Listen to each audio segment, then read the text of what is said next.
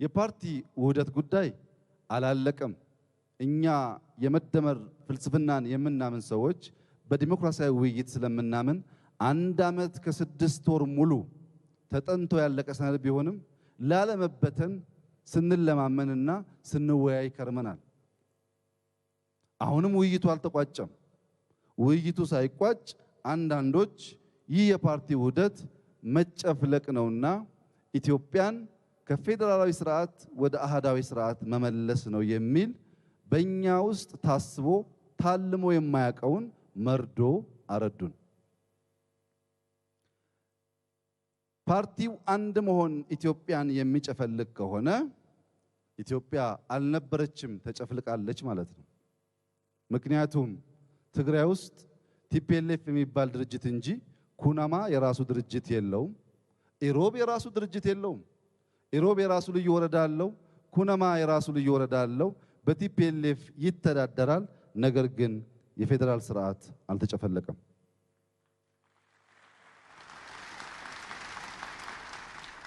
በአማራ ክልል ኦሮሞ፣ ቅማንት፣ አገው፣ አርጎባ የሚባሉ ህዝቦች በብአዴን መንግስት ስር ይተዳደራሉ። በብአዴን መንግስት ውስጥ እና ፓርቲ ውስጥ ማዕከላዊ ኮሚቴ ከፍተኛ አመራር ሆነው በፌደራል ስርዓት ውስጥ ላለፉት 27 ዓመታት ኖረዋል። በአማራ ክልል የአገው የሚባል ፓርቲ፣ የቅማንት የሚባል ፓርቲ፣ የወሎ ኦሮሞ የሚባል ፓርቲ በሌለበት እስካሁን ተጨፍልቀን ነበር ማለት ነው።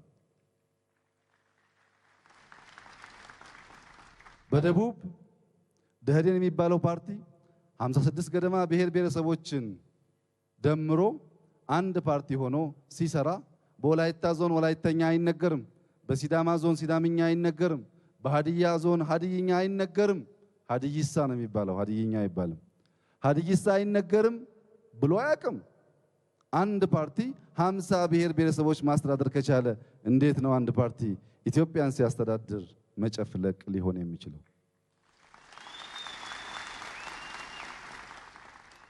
እንዴትስ ነው እኛ ኢህአዴጎች ራሳችን ለ30 ዓመታት አንድ መሆን ተስኖን ኢትዮጵያን አንድ ማድረግ የምንችለው? የትናንትናውን ስህተት እናርማለን ስንል ኢህአዴግ ባለፉት ዓመታት ህገ መንግስቱን በብዙ መንገድ ሲጥሰው ቆይቷል። ከዚያ ውስጥ አንዱ ህገ መንግስቱ አንድ የኢኮኖሚና የፖለቲካ ማህበረሰብ መፍጠር ቢልም እንኳን ኢትዮጵያን አንድ ማድረግ ራሱም አንድ መሆን ተስኖት ቆይቷል። ሌላ የሚያሳዝነው ነገር ግን መደመር ፍልስፍና ከሆነና ፓርቲው ከተዋሃደ ወደ እልቂት እንገባለን የሚለው ጉዳይ እልቂትን ምን አመጣው ነው። አንድ ፓርቲ መሆንና መደመር የማያዋጣ ከሆነ ጀግና ሰው ውስኪውን አስቀምጦ መባዛት የሚል አማራጭ ሐሳብ ይዞ ይመጣል።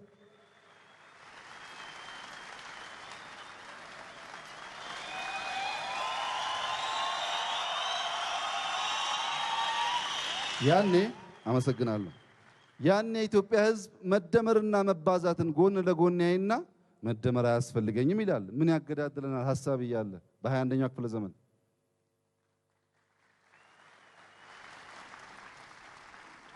እኔ ያልኩት ካልሆነ የሚቀጥለው አማራጭ መገዳደል ነው የሚለው የ19ኛው ክፍለ ዘመን የማርክ የሌኒን እሳቤ ነው። መደመር እንደዚህ አያምንም። መደመር የሚያምነው እኛ ውስኪ ጠጪ ኢህአዴጎች እባካችሁን ውሃ የናፈቀው ህዝብ እንዳለ አትርሱ ይላል መደመር።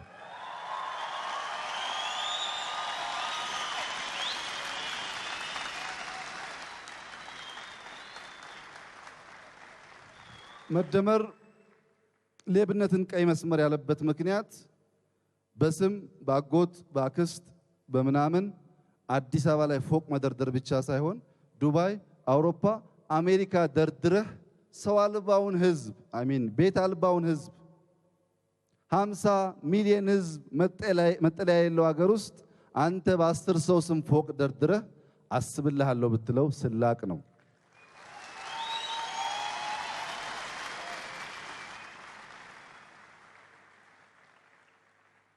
ሆቴል ተቀምጠህ ከዓመት ዓመት የሆቴል ምግብ እየተመገብክ በ5000 ብር ደሞዝ ምንጩን እግዚአብሔር ይወቀው።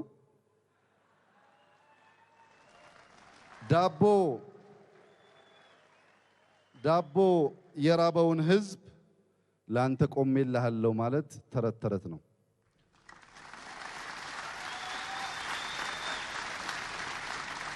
በሰሜን፣ በምዕራብ፣ በምስራቅ፣ በደቡብ ያላችሁ የተማራችሁ የተሻለ ማገናዘብ የምትችሉ ወጣቶች የምንቀልድባችሁን ቀላጅ ፖለቲከኞች ወደ ጎን አራግፋችሁ ሀገራችሁን ጠብቁ።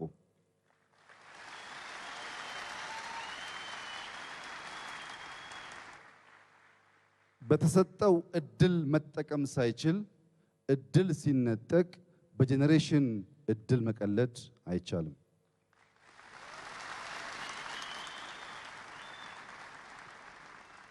የኢህአዴግ ፓርቲ እንዴት ይዋሃዳል፣ ምን ስምና ምን ግብር ይኖረዋል የሚለውን እኔ አልወስንም። እኔ ዲሞክራት መሪ ስለሆንኩ ለውይይት ሐሳቤን አቀርባለሁ።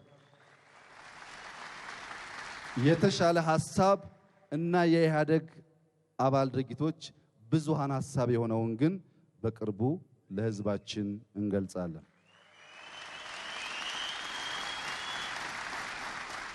መደመር እያንዳንዱ ኢትዮጵያዊ ተስፋ የሚያደርግባት ሀገር ትኑረን ይላል። ጠቅላይ ሚኒስትር መሆን የማይችል ሶማሌ፣ ጠቅላይ ሚኒስትር መሆን የማይችል አፋር፣ ጠቅላይ ሚኒስትር መሆን የማይችል ቤኒሻንጉልና ጋምቤላ ሳይሆን እያንዳንዱ ዜጋ ሀገሬን ልመራ እችላለሁ ብሎ አስቦ የሚዘጋጅባት ለሁሉም እኩል የሆነች ኢትዮጵያን መፍጠር ያስባል።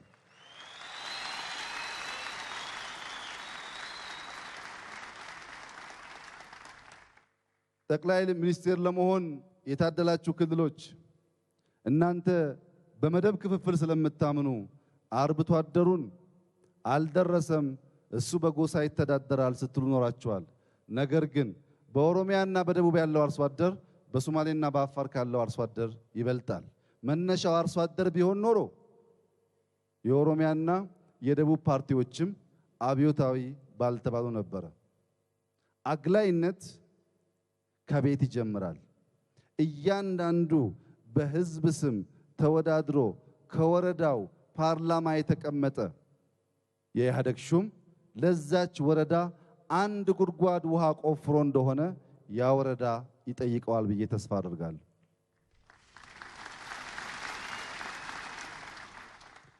የሚቀጥለው ምርጫ የምናላግጥበት ሳይሆን ሐሳብ ይዘን ቀርበን በሐሳብ ተወያይተን የነቃውን 70% የሆነውን ኢትዮጵያዊ ወጣት እንደ አርሶ አደሩ ያልገባውና አንዴ ካመነ የማይነቃነቅ የሚል ሞኝ ሐሳብ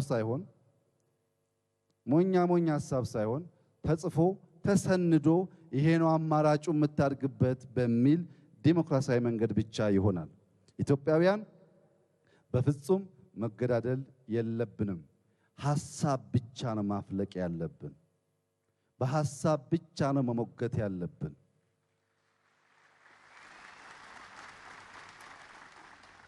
የተሻለ ሐሳብ ያለውን ለመምረጥና ለመቀበል የኢትዮጵያውያን ጭንቅላት ያንሳል ብሎ በፍጹም መደመር አያምንም። በልዩነት በትብብር በስምምነት እችን ታላቅ አገር መልሰን ታላቅ ብቻ ሳይሆን ብልጽግናዋ የሚታይባት ሀገር እናድርጋት ብሎ ያምናል፣ ደግሞም ያደርጋል። ብዙዎች የብልጽግና ጉዞ የሚደናቀፍ የሚቆም ይመስላቸዋል። ዛሬም በድጋሚ ላረጋግጥላችሁ የምፈልገው ኢትዮጵያ ትበለጽጋለች። ኢትዮጵያ ካለችበት ሁኔታ ከፍ ትላለች። ኢትዮጵያ እንዳትበለጽግ የሚፈልጉ ይጠፋሉ እንጂ የኢትዮጵያ ብልጽግና አይጠፋም።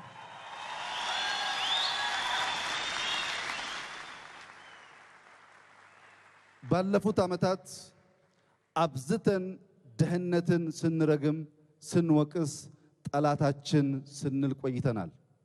መደመር ድህነትን አይጠላም፣ ነገር ግን ብልጽግናን አብዝቶ ይወዳል።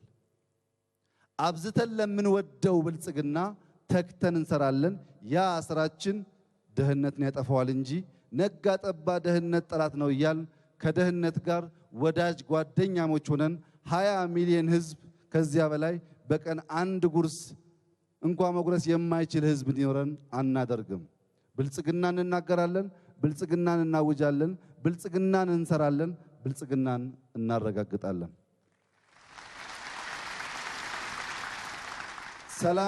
ሰላም የምንለው ጦርነትን ስለምንፈራ ሳይሆን ሰላምን አብዝተን ስለምንወድ ነው። ጦርነት ጥፋት ነው። በኢትዮጵያ ውስጥ ተነሱ እንዋጋ ካልን በኋላ የሞተውን የመቁጠርና የመናገር ልምድ ስለሌለን ነው እንጂ ከወንድም የኤርትራ ህዝብ ጋር ተጣልተን ያጠፋነው ህይወት ራሱ በታሪክ ውስጥ ከፍተኛ ቁስል ነው። ተጨማሪ ግድያ፣ ተጨማሪ ቁስል አያስፈልግም። ተጨማሪ ሐሳብ ብቻ ነው የሚያስፈልገው።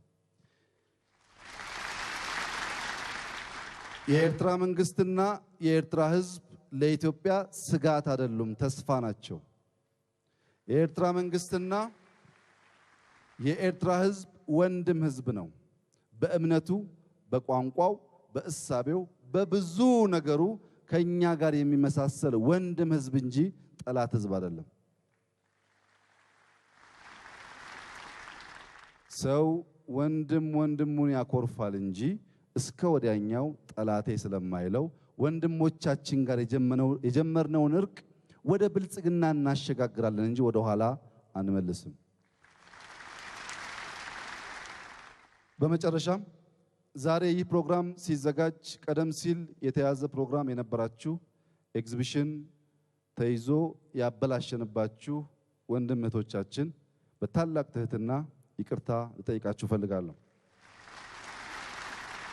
የኛ መደመር የእናንተን ጉዳይ እንዲያበላሽ ሳይሆን ለእናንተ አውድ ለመፍጠር ነውና ስለተፈጠረው የፕሮግራም ስህተት ከፍ ያለ ይቅርታ ጠይቃለሁ። በመጨረሻም ዛሬ ይህን ፕሮግራም ያዘጋጃችሁ መደመር ሆኖ እንዲወጣ ብዙ ያገዛችሁ በጣም ታላላቅ ጸሐፊዎችና ደራሲዎች እዚህ መጣችሁ መደመርን በሚያስደንቅ መንገድ የተረካችሁ የጻፈው እስኪመስል ድረስ አራቱን የመደመር አንጓዎች በዝርዝር የተነተነው ሌንጮ ባቲን እንዲሁም ሰርጸንና የብሔራዊ ቲያትር ወንድምና እህቶቻችንን እጅግ አድርጌ አመሰግናለሁ። ይሄን ሁሉ ካልኩ በኋላ ማምዬ ስላደረግሽ ሁሉ እግዚአብሔር ብድራትሽን ይክፈልሽ። ውድ የኢትዮ አዲስ ቤተሰቦች እንደምን አላችሁ?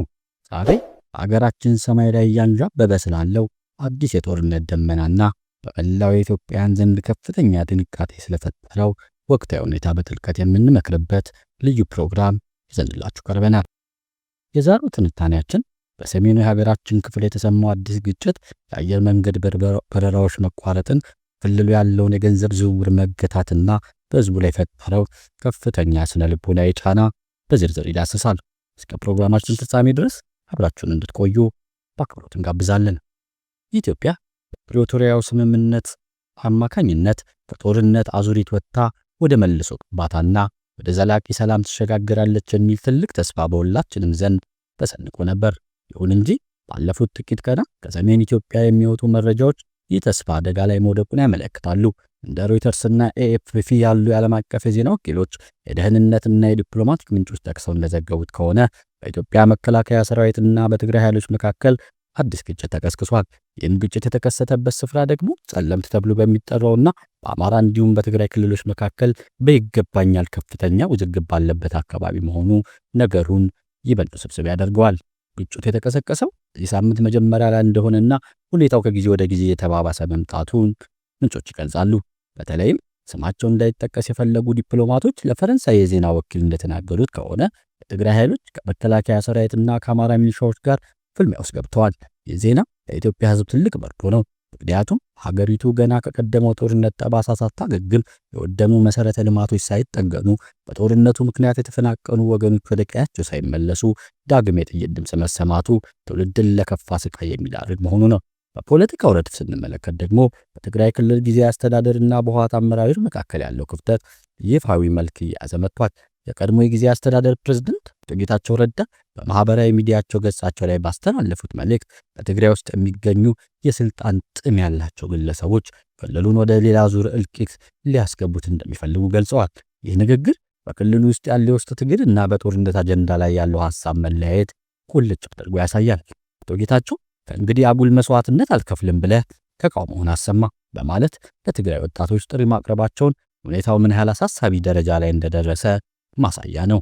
የዚህ ውጥረት ማሳያ በትግራይ ሰማይ ላይ ብቻ ሳይሆን በአዲስ አበባም ታይቷል። የኢትዮጵያ አየር መንገድ ወደ ትግራይ ከተሞች የሚያደርጋቸውን በረራዎች ሙሉ በሙሉ ያለምንም ቅድመ ማስጠንቀቂያ ሰርዟል። ተጓዦች ከእቅዱ ውጪ በሆነበት ምክንያት በረራዎች መሰረዛቸውን የሚገልጽ አጭር የጽሑፍ መልእክት ደርሷቸዋል።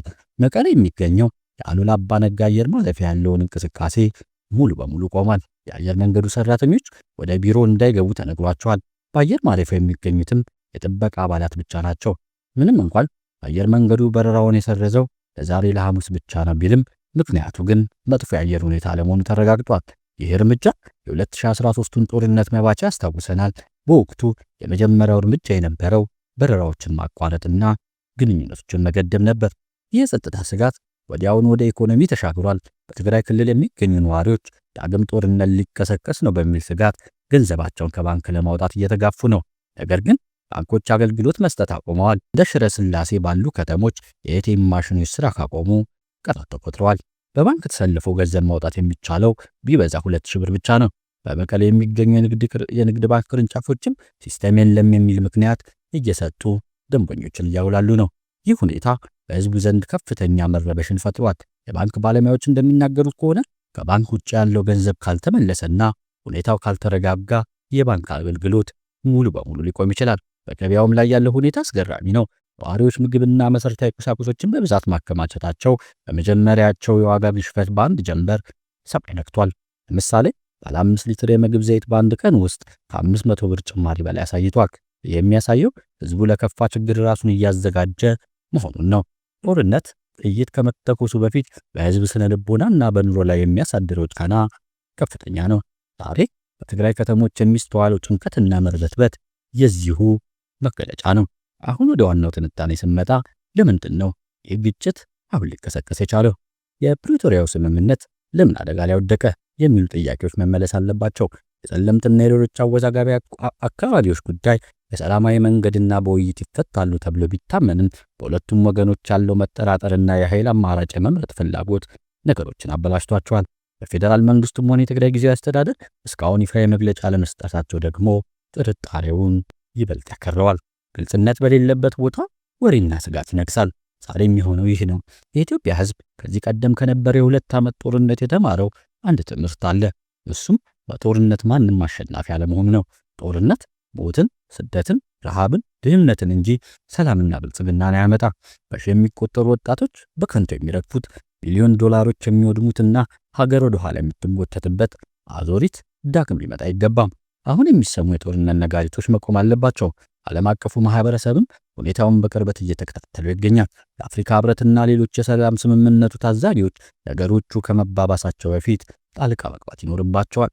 የኢትዮጵያ አየር መንገድ በረራዎችን ማቋረጡ የሰላም ሂደቱን ወደ ኋላ የሚመልስና በክልሉ ያለውን ህዝብ ከቀሪው ሀገር የሚያገድ እርምጃ ነው። በረራዎች በአፋጣኝ ሊቀጥሉ ይገባል። የባንክ አገልግሎት መስተካከል አለባቸው። ህዝቡ በስጋት ውስጥ መክተት ለሀገር ደህንነት የሚበጅ አይደለም። እንደ ኢትዮ አዲስ እኛ የምንመኘው ለሀገራችን ሰላም ብቻ ነው። የትኛውንም አይነት የፖለቲካ ልዩነት በጠረጴዛ ዙሪያ በሚደረግ ውይይት ሊፈታ ይገባዋል። በንጹሃን ደም የሚመጣ ስልጣንም ሆነ ድል ትርጉም የለውም።